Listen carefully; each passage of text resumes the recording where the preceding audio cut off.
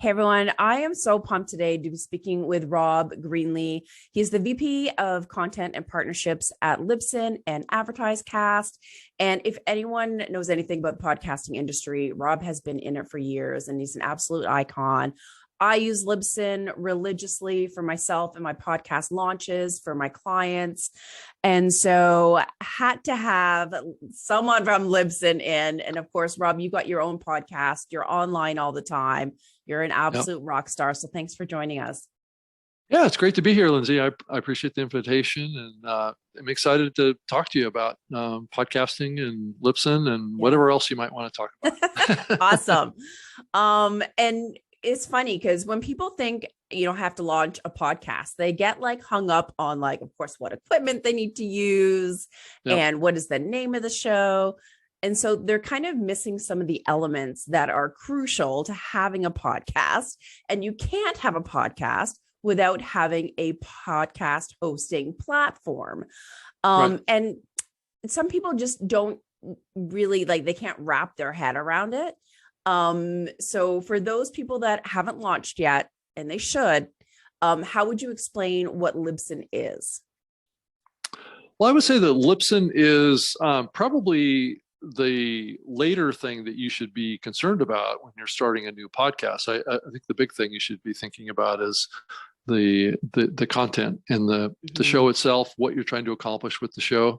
But certainly a podcast hosting platform is critical to the success of what you're doing. I think you need a platform that is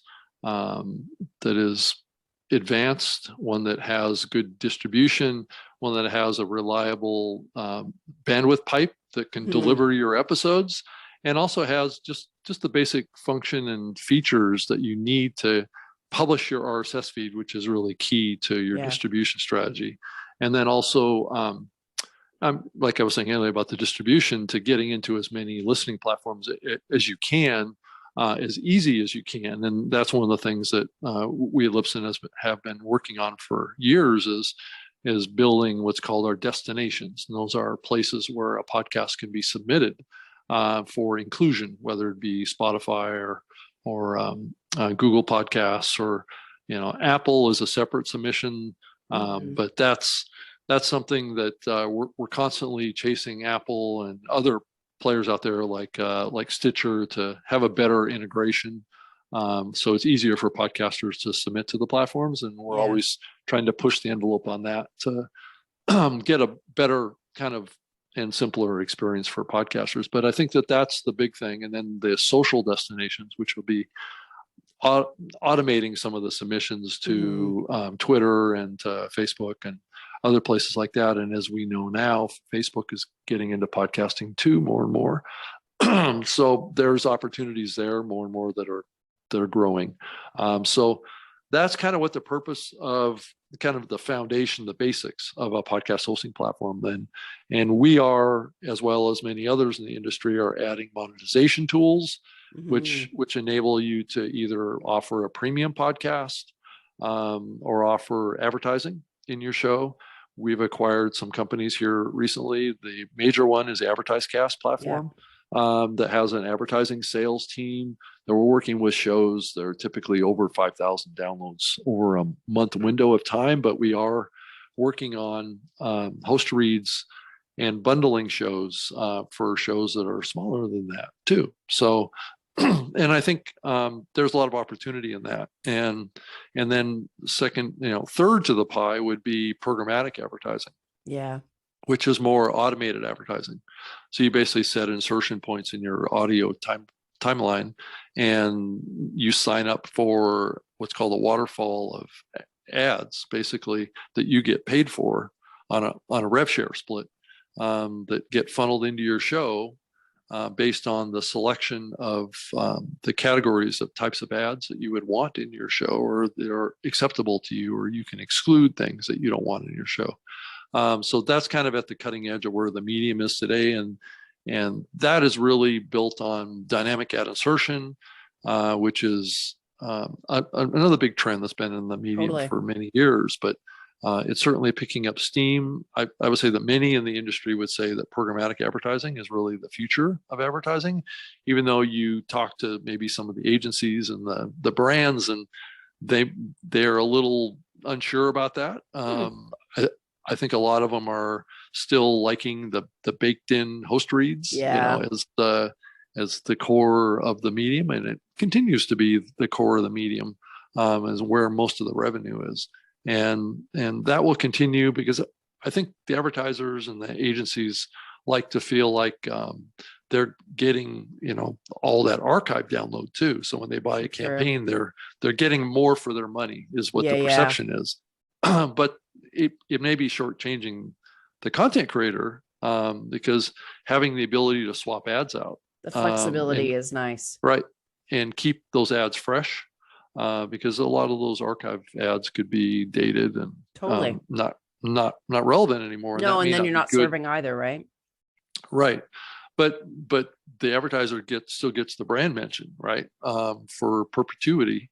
So that's another reason why I think dynamic insertion as well as programmatic is kind of the future, right? It creates like an auction environment for ad buying.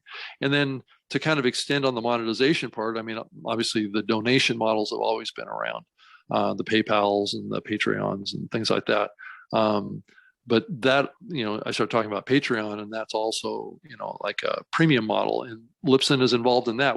We acquired a company called Glow FM that has the ability to integrate paid subscriptions to get access to your podcast content. So what some podcasters do is they'll create a regular free RSS feed that will have a certain amount of free episodes, and then they'll drop their archives into a paid subscription window process, so you can get access to a deep catalog and shows that have content that's kind of that's perceived to have value beyond the window at which they were published.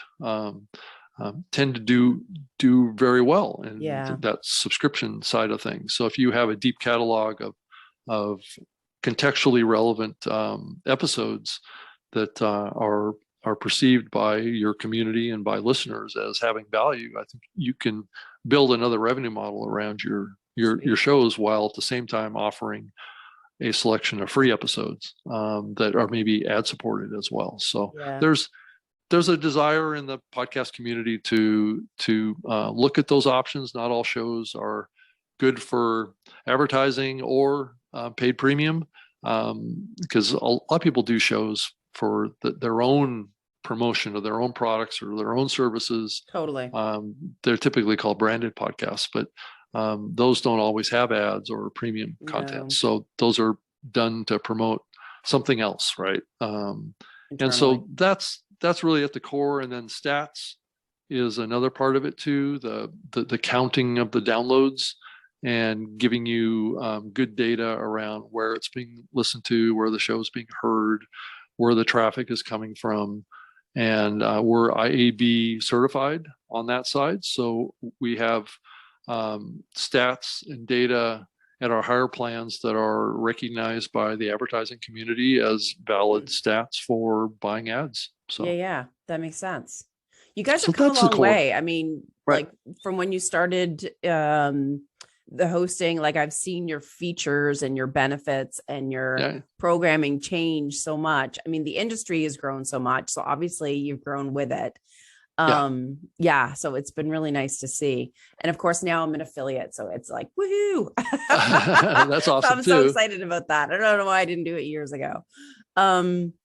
I want to go back to the basics of like for a new podcaster. I mean, it's amazing to see what is possible and what they can grow into. I mean, I always say that podcast hosting, like you have to host a video on like Vimeo or YouTube for it to be embedded somewhere and kind of exist. So kind of like the same way for audio, you need a hosting platform to host that audio. But can you just to kind of like, I obviously know what's in the back end, but just to help visualize it for someone that's starting out, like obviously you put the audio in, but what else do you put in when you're setting that up in the back end? Well, there's metadata that you need to enter in your RSS feed, and then to populate your show page that you have, because with every account you get access to a podcast page that Libsyn provides as part of the plan. So you need to populate that with like maybe a horizontal image, not unlike what you've probably already done with like a Facebook or a LinkedIn or something like that, where you have kind of like a top of the page kind of horizontal image, and then also the podcast album art, which is a square piece of artwork that goes everywhere with your show. Yes. So that's another key. Those are two key elements that need to be added, and then there's other smaller ones that you would use for other platforms too. So if you want to get into Twitter and if you want to get into other platforms, there may be different diameter images that need to be made, especially YouTube. So if you wanted to, you can fine tune all those details in, like, I haven't used it for social because we create our own, but I've seen it there so that when you publish to Twitter or wherever, that you can fine tune it so it fits that platform, right? Right. And some of those things have to be done inside of those particular platforms, like a YouTube. They will need a round image of your show. So what is typically required for podcasting is a square image. YouTube wants a round one, and places like Twitter and Facebook have adopted round images too, but that doesn't necessarily get published through the Libsyn platform. All we do is push the episode out, and if it's to YouTube, we'll create like a static image video that gets pushed over there. So it's a constantly evolving thing. Hopefully we will have better integrations with all these platforms that you can accomplish all those really things. Easy though. I mean, iTunes you have to submit separately. But like in the back end, like connecting all those destinations, it's honestly pretty easy. It's like logging in and a couple of little steps. So thankfully. And some of them have custom configurations, since this is something that's a little bit unique with Libsyn, is that each of our destinations, or another term for it is the listening platforms, has some custom fields potentially that need to be filled out. So when you go into those areas within the Libsyn interface, you may have to select or enter additional information that gets sent over to those platforms as part of your submission. There can be different categories. There can be additional metadata. There can be other things. It's not humongous, and it doesn't take much time. Not at all. And you connect it once and you're done. That's the beauty of it, honestly. It's a one-time thing for every episode. Right. It's a totally a one-time thing. Yeah. Totally. And I like doing it. I mean, now I use the video for this podcast, but in the past, I've just gotten a YouTube thumbnail size image for the episode. And it pushes to YouTube. And it just, for anyone that doesn't know, the image is static. So it plays like an audio, but it's got the image throughout the whole way. Just another way to, connect with your YouTube subscribers and have them engage and interact with your podcast. And a lot of people don't realize that you can do that. So I just wanted to bring that up just to make sure. Yeah, it's funny though, how people think like, oh, iTunes, Stitcher, and then they don't realize how many destinations are available now. And so why don't you rhyme off a bunch that you usually connect with? Well, there's TuneIn, there's a platform called Ghana, and that's out of the huge country of India. And then another platform called GeoSavin, which is, between those two, Ghana and GeoSavin in the country of India, you're reaching close to 300 million potential listeners on those platforms. And so what we've seen is many shows that submit over there, and they see a nice little bump in their numbers. Really? There's a lot of people in India that like to listen to English speaking podcasts. And more there are podcasts that are being created in local language too. So there's there's kind of an exchange going on, but most of the consumption outside of the US is in English. Yeah. But country to country, each country is creating their own local language podcasts that get consumed more locally, right? Yeah. And maybe in a few other countries, like in Spanish, there's a lot of dialects of Spanish. So not all of the Spanish-speaking podcasts are consumed in all the Spanish countries, because not everybody speaks the same Spanish. So it's true, right? It's a all complicated mix, but here in the US, Spanish is fairly consistent. And so you get Spanish in the US, and then Mexico. There's a lot of crossover over there, but the whole topic of international is expanding and growing. And it's a very, nice. It's a fascinating area. And what we're going to see is more listening platforms coming in, and we're going to set up destinations for them in many other countries and regions around the world. So that's a growing and developing area too. And it's putting, it's changing the dynamic of podcasting. Not that podcasting hasn't been an international medium. It has for its entire life. But what's different is that each of these countries, many of the countries around the world, I should say, are actually adopting podcasts at a faster clip than the US, just because they've been behind. That's right? Crazy. That's awesome, though. So like places like Canada and the UK, actually, if you look at the Edison research, it's showing that the consumption of podcasting is actually almost at the same level, and in some cases, I think up in certain regions of Canada, is actually exceeding the amount of consumption of podcasting than the US. Yay, Canada. Yeah, right. So it's really interesting what's happening outside of the United States with podcasting. And because I think a lot of people, especially here in the US, think of this medium as really kind of a US thing, right? Don't they? Right. And I think it's changing in that way. And I think that's one of the fundamental ways that it's changing. And it's changing in language and, race and gender and stuff like that. I mean, it's really becoming a melting pot of the whole world, right? Yeah, so podcasting is starting to really reflect almost precisely what the demographics are of the world, and at least the English speaking countries at this point. I think we still have a long way to go in a country like India, and the adoption of podcasting in places like Russia and Asia and other ones are definitely lagging behind, but they're also ramping up. And some countries will probably never really be that big as far as open podcasting, because of the particular kind of political environments, right? And what I love too is like looking in the stats in the back end and the analytics and what have you. It's like I can see, the bulk of my listeners are listening on iTunes or on my website or on Stitcher or whatever that may be. So you can actually see where many of your listeners are coming from, which is super handy. So you guys obviously see like the stats of them all. Are there like ones that stand out as that have the highest, listening to?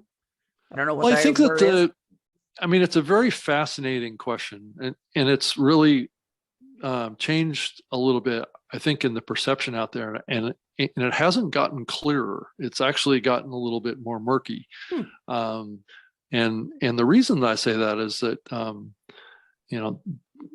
as we open this up to a global distribution type of situation, the composition, and also as you look at the listening platforms, the composition of the listeners in those platforms has a direct impact on the types of shows that are popular on those platforms and what the demographics are that are related to the shows that are popular on those platforms. And I'm not sure that the industry, even as far back as like maybe 5 or 10 years ago, was thinking about this question at the complexity that it really is. Because you look at a platform like Spotify, and the demographics of the users of Spotify is quite different than the demographics of the users of Apple, right?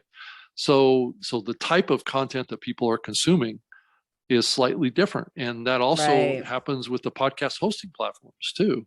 So like between us and like Buzzsprout, there's a different breakdown in where that platform is getting most of their listens. And I think it's been put out in the industry that well, Spotify is now bigger than Apple, based on numbers that are coming out of like Buzzsprout or something like that. But then you contrast that to the numbers coming out of Libsyn, and Apple is still dominating. And one of the reasons for that is that a lot of the shows on Buzzsprout are newer shows. They're probably have had less establishment of audience.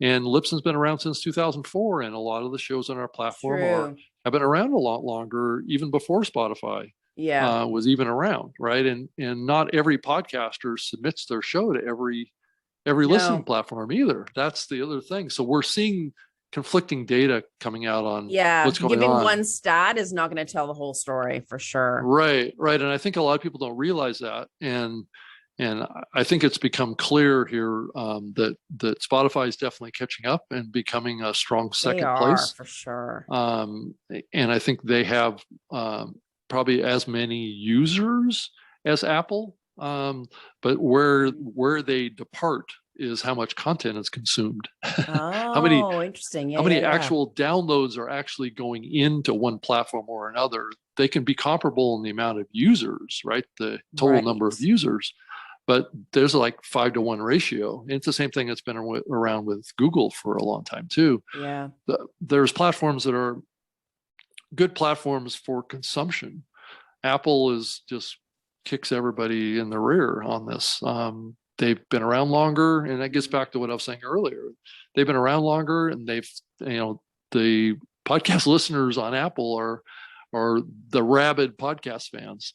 That is true. The podcast listeners on Spotify are more recent fans of podcasting and are not probably as passionate about podcasting because they're balancing between music and exactly and podcasting, and so I would say that Spotify is gaining momentum outside of the U.S. On Apple, and I think it's healthy to see what we've seen happen with podcasting, with all these companies getting into. You've got Samsung now involved in podcasting, Pandora, SiriusXM, obviously Stitcher is involved now, and there's so many that are popping out of the woodwork. Like I get invites and emails, and it's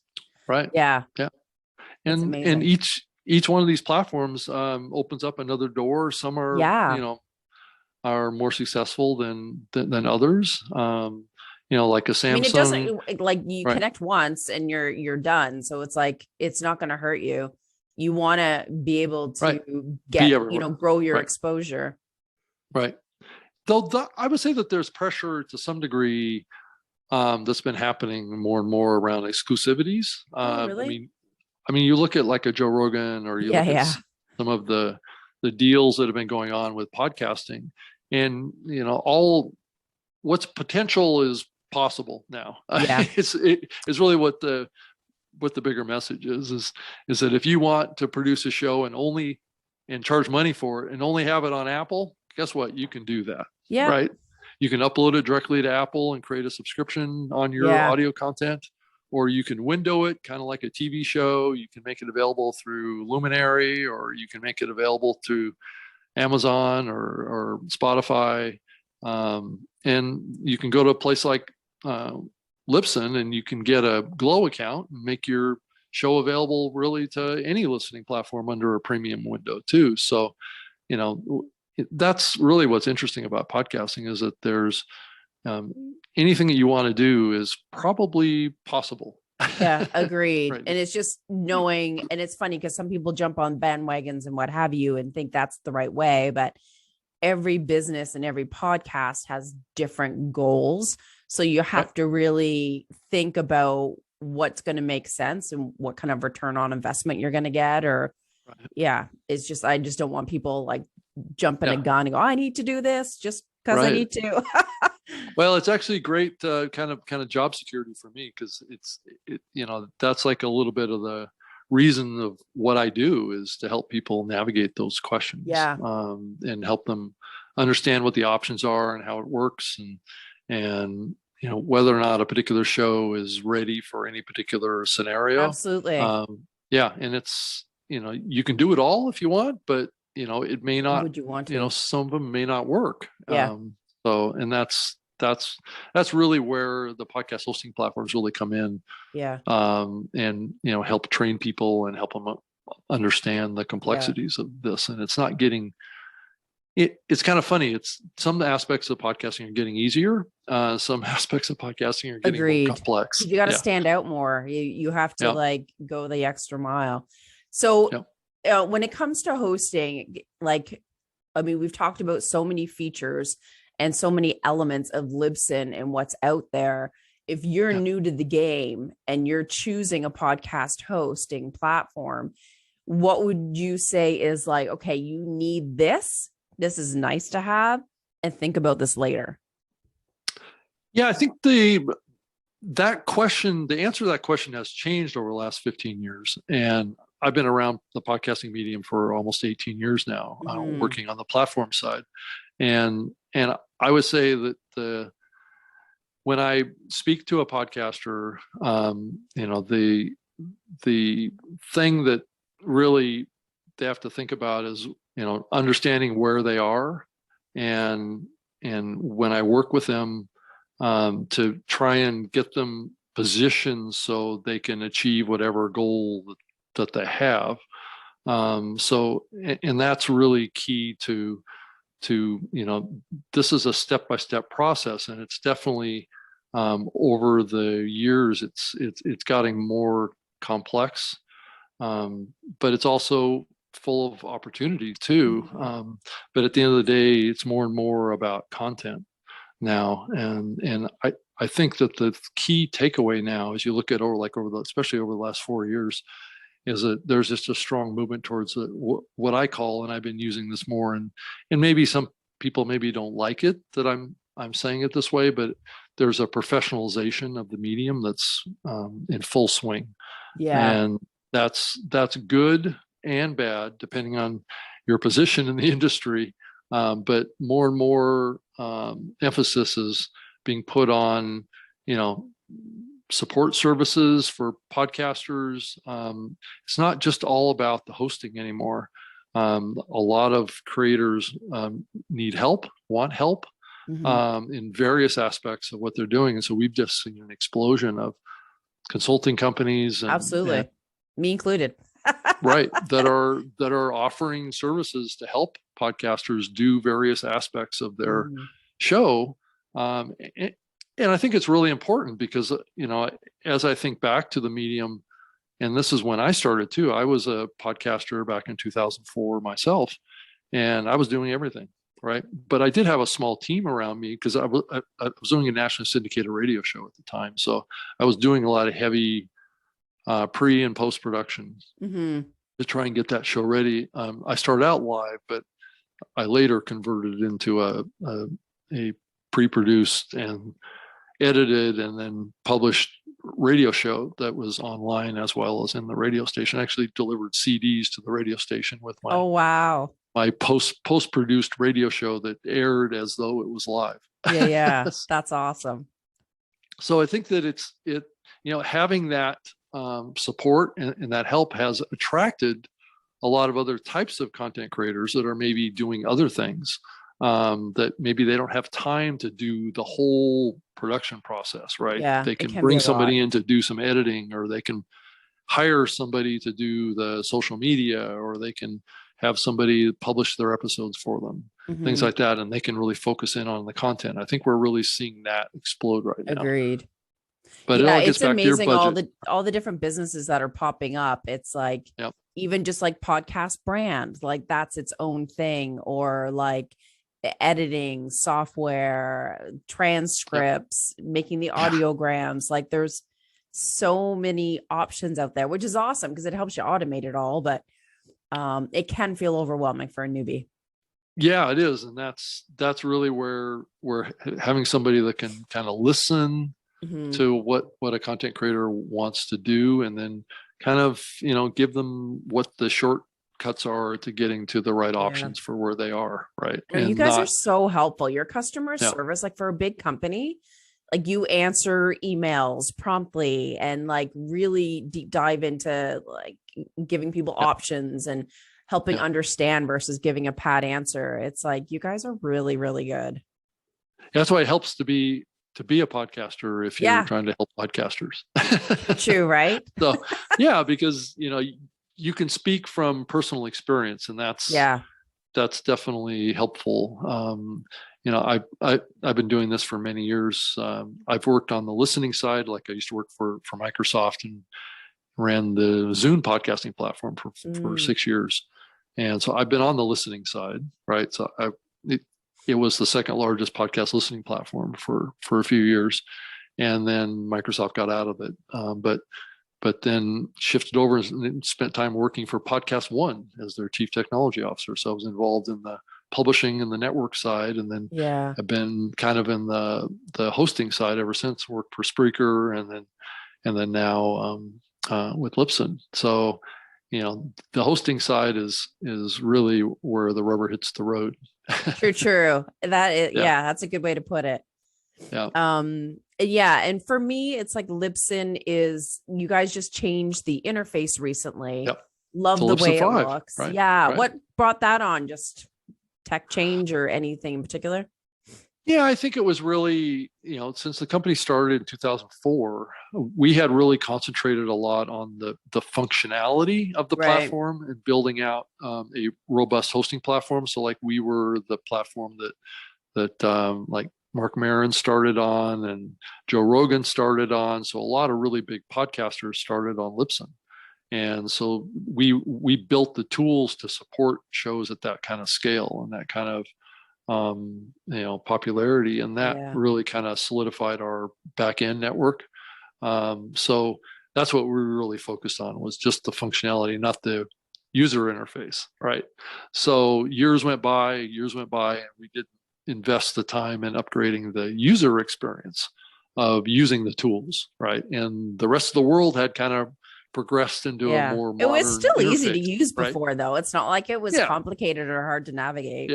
But we did face some early criticism of the fact that we hadn't modernized it to make. Oh, really? That's funny. Make it look more appealing or simpler to use. And I think there's been a lot of pressure on simplification. And at the same time, like I was saying earlier, the complexity is kind of also accelerated too at the same time. So that actually even puts more pressure on the simplification and the easy to use tooling. And that's what we spent the last, I would say, probably 2 years working on the back end, on making the interface look a little nicer and big job. Have nice, animated graphics with the stats and trying to work with a new web player that we have too, which we haven't talked about yet, but that also is something that podcasters utilize with their own website if they're on WordPress. And I don't know if you knew this, but Libsyn also owns a website hosting company called Pair Networks. I did not know that. See, you guys have something new all the time. I can't keep up, Rob. Well, we've owned Pair Networks for probably 4 or 5 years now. So it's been a long time. It's just that they've kind of operated kind of separately from Libsyn. But we're integrating that into Libsyn. So what you're going to be able to see ultimately here is a more advanced website integration into the Libsyn tool. So you get your basic website, and then you'll have the option to upgrade to a more advanced website. Gotcha. And I only just noticed this today, that your player is brandable. So like the audio player where people can hit, and I didn't realize that. I mean, there's so many other players that are out there as well. But so that is great to know, because I am doing a launch and they're using your Libsyn player, and now I know I can brand it. Well, and it's part of what I was talking about earlier about, we really needed to upgrade the user interface on that player, because a lot of our competitors had very modern looking web players. And so of course we had to keep up. Right. Yes. So we upgraded to make it all look pretty and easy to use and kind of clean and all that kind of stuff, which is what people are looking for these days.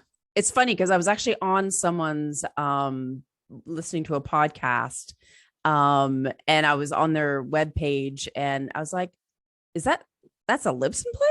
I know. You're shocked, right? It's like, that doesn't look like the one that I'm used to seeing. Right. Yeah. That's awesome. I want to dive into the stats just a little bit more because I know you guys obviously have the stats in the background. So can you just share like what stats we would want to look at and how they can help us grow? Yeah. Well, I think that there's two levels of statistics in the industry, right? There's the stats that you get off of your podcast hosting platform, like a Libsyn, that gives you the basic numbers, right? Like how many downloads you've gotten over a specified period of time, right? Per episode, and then overall. Yeah. And then there's data in here around what listening platforms are your episodes being heard on. Yeah. And also what types of devices, right? Was it a mobile phone? Right. Was it a tablet? Was it an iPhone? Was it an Android device? That kind of thing also gives you another level of detail. And then there's geographic information there too, like what countries are downloading your episodes. Yeah, right. So you can kind of see if your show is global or not, what countries are accessing it. You can also see what cities and states. Oh, I didn't know it could go that granular. Right. That can listen to your show. And then the other level of stats are a growing number of platforms out there like Apple and Spotify and to some degree, I think there's a couple others that are coming too that give you access. Stitcher, I believe, also gives you access to this too. Stats of listening behavior on those platforms, which is sometimes a little bit different data. Like Apple gives you this kind of like this flow chart per episode of that's along the timeline of your listening to each of your episodes around where people are dropping off and stopping to the whole thing, or exactly. Do they listen? What is the frequency of how many times a particular listener listens to your episode? Because a popular show will sometimes have a listener listen to the show twice or 3 times or whatever, and your numbers will reflect that, and that'll tell you. And if you see in your timeline of your episode in these tools a big dip, right, where it drops off, like 5 minutes into the show, then I would go listen to the episode and see what happened at the 5-minute point of your episode, right? Was there some transition, or was there some sort of a break in the sound, or was there some experience that was in the audio that maybe turned off the audience? I mean, was it an advertisement? Was it a promo or something like that? And that will give you a little bit of indication. And then how far typically they listen, right? That'll also tell you how to maybe reposition your content. It's always good to put your probably your highest value content, early in the show as a tease, but you also want people to listen all the way to the end too. So you probably want to tease things that are in the end of your episode during the early part of your episode to get people to keep listening. Right. So, but you should be able to tell that in the data. So, if you see a big drop off at your 10 minutes and 50-second mark when you say that we're transitioning to this now, then that'll tell you that maybe there's something wrong with that content that didn't appeal to everybody. Yeah, because some podcasts, I mean, every podcast is a little bit different on their format, but some have like a Q&A section at the very end, or like a speed round, or like, what if you find out that people are dropping off before they even, You're right. do that? Right. What if they don't care? Yeah, I'm a big fan of teasing what's in the episode at the beginning of the episode. I'm a big fan of that. I did that with my nationally syndicated radio show too, because if you think about radio, it was really kind of like segments, right? So you had like segments between ad breaks. So you had to always be teasing the next break, right? And teasing what's after the next break. And so I kind of got in a habit of doing that. That's awesome. Constantly. But in a podcast, you don't really have to do that.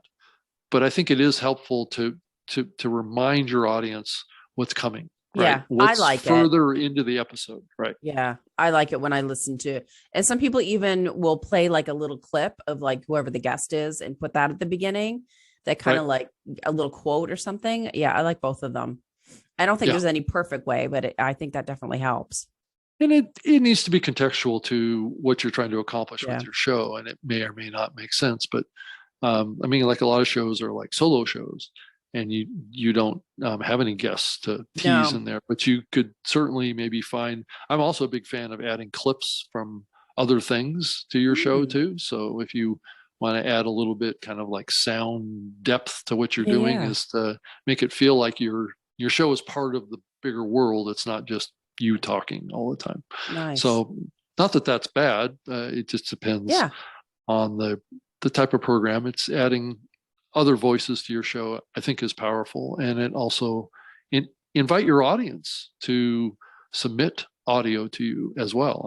I was a big fan of that. And I've got many MP3 files from my audience before.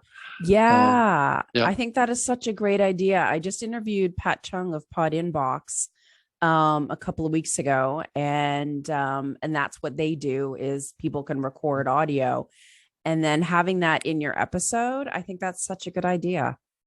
I mean, it can be fun. I mean, you're not always probably going to play everything that you get sent, or text, comment, like email. You're not going to talk about everything. I mean, I know back in my radio show days, I'd get a lot of emails that I just, there's no way I was going to talk about it in the show. But you will take pieces out of it, and it needs to be contextual to add value. And I also ask for people have comments about prior topics in the show, because then that gives you an opportunity at your future episodes to talk about a past episode, right? And then direct people back to go listen to episode 25. Absolutely. Where we talked about this topic at greater depth, right? So, and that also connects with your audience too, and gets them involved in the show, and you can answer their question and elaborate a little bit more. Sometimes the audience is just a terrific source of topics for your show too. Yeah, so many good ways to interact with them, and I think people are looking into that more, of trying to like find different ways of interacting with the audience. Right. Yeah. Going that next level. Yeah. Goodness. I could talk to you forever about podcasting. I know. And I probably could talk forever about podcasting. Yeah. Awesome. Yeah. If you had one lasting or last comment to say to any person that is looking to launch a podcast, what would you say? I would say, I would look at the market as an opportunity, and I would look for opportunities in the podcasting market. Try and do something that's a little unique. I know that can be a challenge at times, because podcasting has been around a while now, and there's been lots of things tried and lots of things that are being done. But if you have a genre that you're looking at getting involved in, I would do a little competitive research on that. Go see what other shows are doing in your genre, in your topic, and take a little bit of a different twist on those same themes, right? And maybe set up your show a little bit differently, or maybe have a co-host, or not every episode have a guest. Maybe. I'm a big fan of, because people listen to podcasts because they like the hosts. Like this show with you, people are listening to the show because they love you, right? You as the host, right? It's not that they love me. I'm just adding context to your show. And so really the show should be really about you, and that's what keeps your steady audience coming back. And that was one of the challenges I had with my radio show too, is that it was kind of like a variety show, but it was a topic that was about the World Wide Web and the internet, which was kind of my overall topic. But I would have like guests on talking about security and internet, wireless internet, and then all this different topics that were related. But at the end of the day, and had a lot of guests. I had like 3 guests per episode, but it was one of those things that, you had to bring personality to the show to keep the audience, because if you made it all about your guests, then people cherry pick on you. They come in and out, oh, I like that guest, I'm going to listen, that kind of thing. And that's going to happen to some degree. That's going to happen to some degree. So having a segment where you talk to your audience about, like is always important. So they feel like, because the podcast that I do today, it's called the New Media Show, and I do it with Todd Cochran who's the CEO of Blueberry, which is a competitive podcast hosting platform. Been doing that show for like 10 years. I know. It's awesome. The audience feedback that we got was that more people listen to the show when it's just Todd and I than it's Todd and I and a guest. But you guys have good like back and forth, like right. There's a chemistry there between us, and that's the other thing that develops over time, especially as a co-host, is you got to develop chemistry between like I can answer questions that are posed to Todd on that show for him. I mean, I know him so well. I guess so. Yeah, and it's just a chemistry thing, and that's what audiences come back for. Is that chemistry and the fun. If you can bring some entertainment to it, keep it light, keep it fun, keep it energetic, keep it dynamic, you're going to build an audience. There's no question. People can tell if you enjoy it or not. Right, of course. Yes, and we both love it. Yes, we do, and we better. It is fun. We've been doing it a long time, right? I know. I do love it. Well, of course, I will have the Libsyn link on the show notes page, and obviously share the episode here, and I obviously have my affiliate link in there. So anyone who wants to start a podcast, they need to go to libsyn.com. And thank you so much for coming on the show. I loved our chat, and you're always such a treat to listen to. All right. Well, thank you so much, Lyndsay. I appreciate it, and wish you the most luck with your show. And if I can help you with anything, please let me know. And if you want to reach out to me for any reason, you can send me an email, robg@libsyn.com, libsyn.com. You guys are so approachable. I love it. Thank you so much. Thank you very much.